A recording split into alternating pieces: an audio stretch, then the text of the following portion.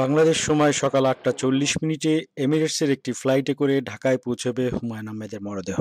New ইয়র্কের স্থানীয় সময় শনিবার রাত ১১টা ২০ মিনিটে পরিবারের সদস্যরা মরদেহ নিয়ে রওনা হবেন। ইতিমধ্যে হুমায়ুন আহমেদের ভাই অধ্যাপক মোহাম্মদ জাফর ইকবাল শুক্রবার রাতেই ঢাকার উদ্দেশ্যে রওনা হয়ে গেছেন। জাতিসংঘে বাংলাদেশের স্থায়ী প্রতিনিধি ডক্টর এ কে আব্দুল মোমেন জানিয়েছেন, হুমায়ুন আহমেদের মরদেহ এবং স্ত্রী ও দুই পুত্রের ঢাকায় ফেরার ব্যয় বহন করছে বাংলাদেশ সরকার। শুক্রবার জুমার নামাজের পর নিউ ইয়র্কের কুইন্সের জামাইকা মুসলিম সেন্টারে অনুষ্ঠিত হয় তার প্রথম নামাজে জানাজা।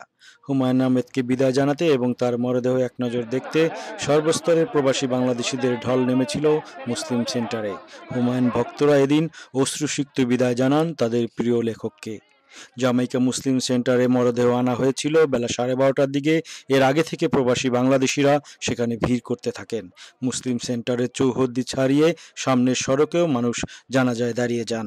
হাজার হাজার মানুষের উপস্থিতির কারণে পুলিশ মুসলিম সেন্টারের সামনের রাস্তায় যান চলাচল বন্ধ করে দেয়। বৃহস্পতিবার দুপুরে নিউ ইয়র্কের বেলভিউ হাসপাতালে চিকিৎসাধীন অবস্থায় পৃথিবীকে বিদায় জানান বাঙালির প্রাণপ্রিয় লেখক হুমায়ুন আহমেদ।